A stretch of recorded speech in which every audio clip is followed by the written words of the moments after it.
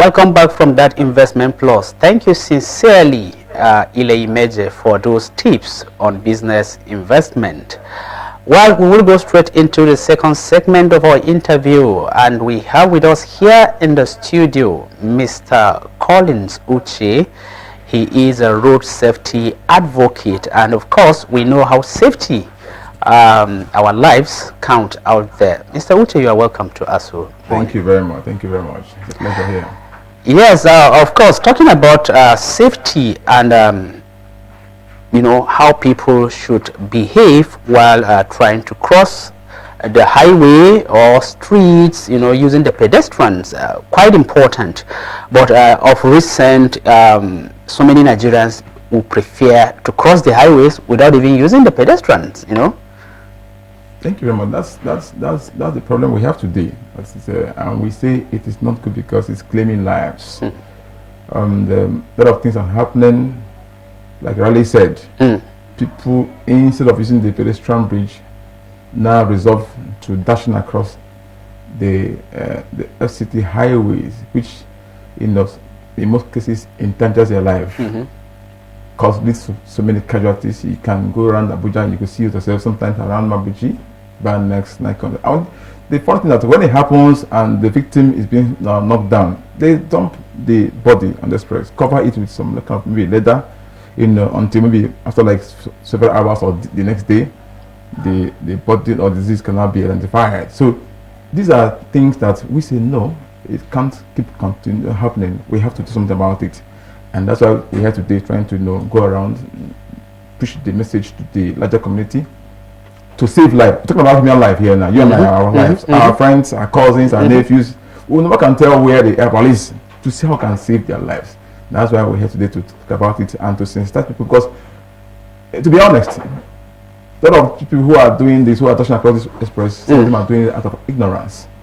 And of course, when people are doing things out of ignorance, it's incumbent on us, on government, on individuals, to do our only two bits to see how can sensitize people who are doing things out of ignorance. All right, interesting. As an advocate of road safety for citizens and Nigerians out there, quite important, quite paramount.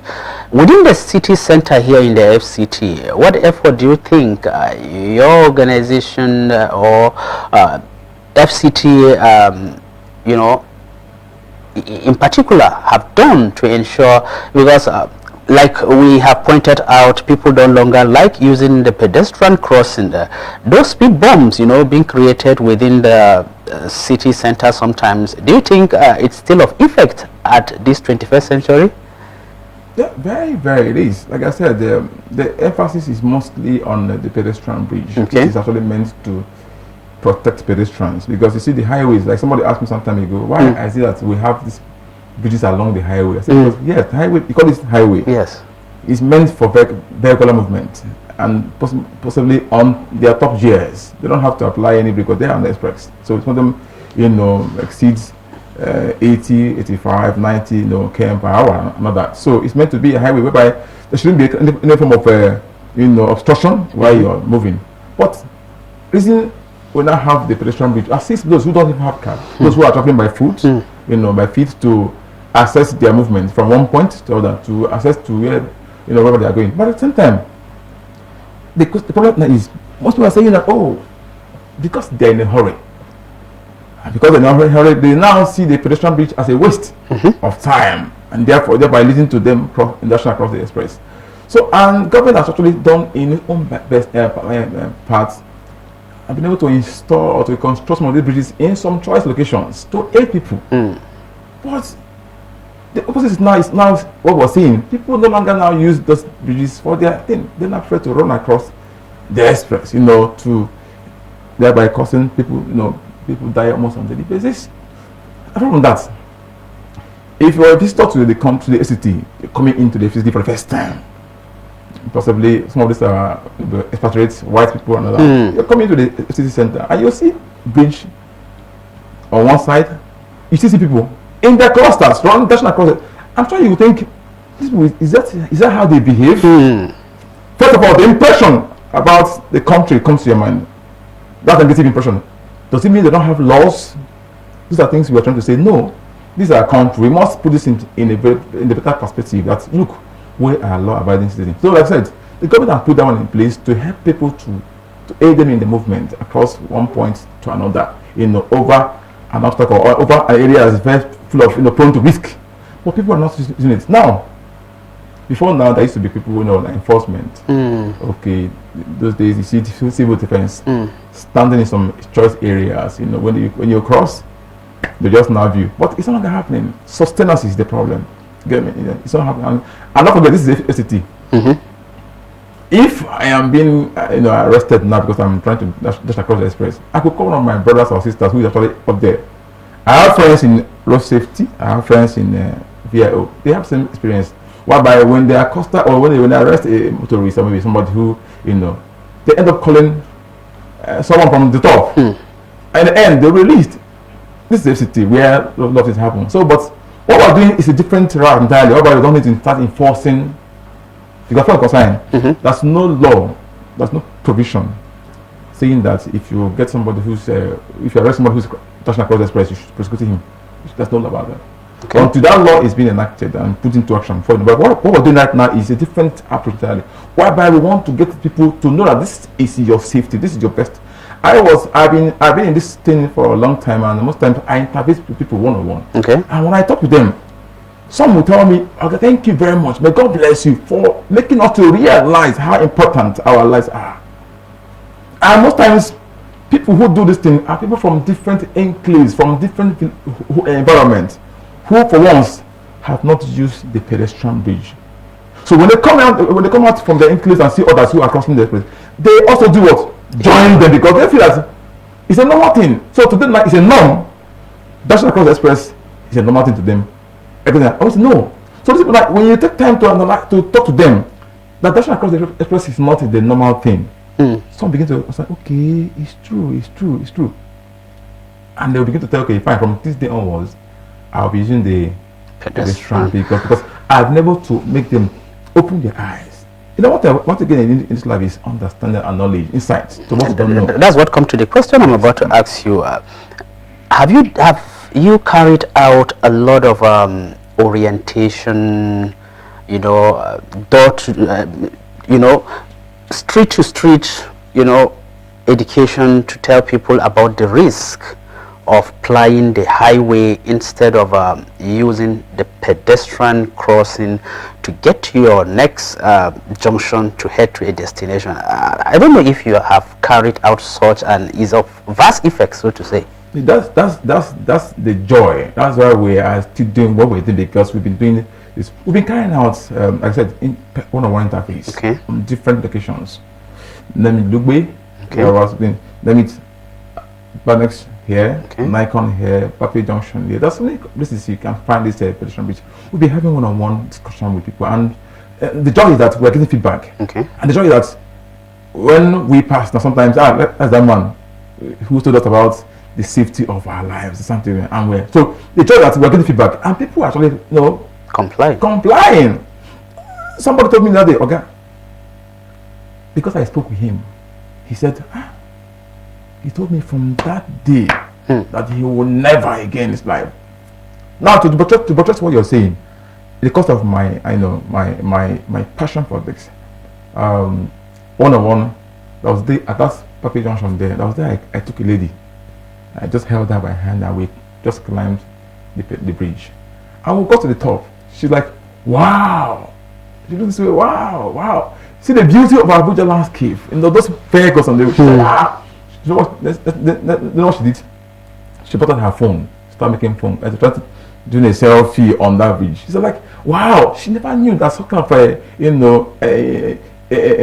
view, is obtainable in the city. And since then, the lady has been using the bridge. So we'll be getting feedback, and we're getting very good feedback from people who are now beginning to say, oh, this person has now told us how important our life, because the cost of saying, I'm in a hurry. That's 1 minute in a hurry. One day again, I was talking to one man. The man said, an elderly man, about 65, 70. I saw him when he ran across the express. I was standing, still the same cost of my personal interview, The man just crossed. He was like breathing. a man of over 65 to 70. You can imagine when they dash that kind of speed running. And I said, good afternoon. I said, good afternoon. I said, sir, how was the experience crossing the express? The man laughed. He said, my brother, it's not an easy thing. It's the highest. He told me that that's the highest risk he has ever taken in his life. And he been taken. I said, but since you don't like the experience, why are you? He said, he couldn't tell me something reasonable. Was it because he's been seeing others doing it? So for him, he's not joining the bandwagon. He couldn't tell me, so I took some time and tried to open his eyes. I asked him, sir, can you do this? Can you teach your children to cross? He said, God forbid.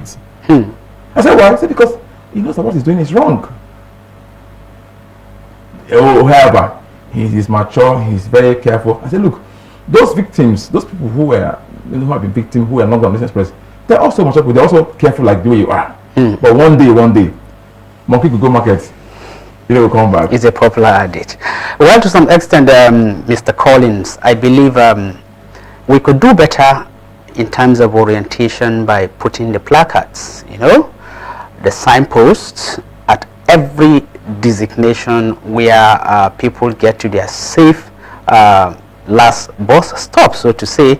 And then of course, once we have a pedestrian crossing there, we should have those signposts there to direct them, use the pedestrian to get to the other way and head to your destination. Or perhaps we could actually have people there with different description, to show you how important these pedestrians are. I believe much of those will do a lot to shaping the psyche of so many Nigerians who risk is suicidal. For you to just engage yourself crossing the road that is on a highway, you can't even imagine the speed to which that particular vehicle is coming, and most times that is how people find themselves being knocked down by an upcoming vehicle. So I believe your association should be doing that's like I said, we have read out some things, it's one by one.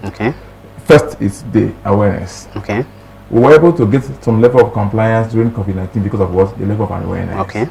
There's this saying that good product may not win the race, but awareness of that good product is now working. So we are taking the first step by throwing out that awareness. Like I said, we have other things we have actually put on ground. Like I said, our mantra is to win the souls of people, not by coercion.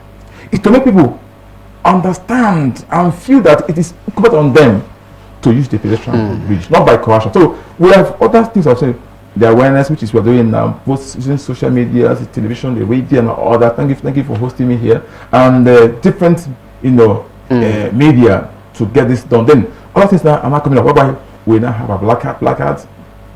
Apart from the placards, there are other things we are doing that even you as a person who want to cross the express, we say no because of what we are going to put on ground, which we're not going to say on air here now. It's going to be on ground that people will not be the one to speak about it. Not what we're doing is to create awareness. Like I said, the feedback we're getting is very, very encouraging.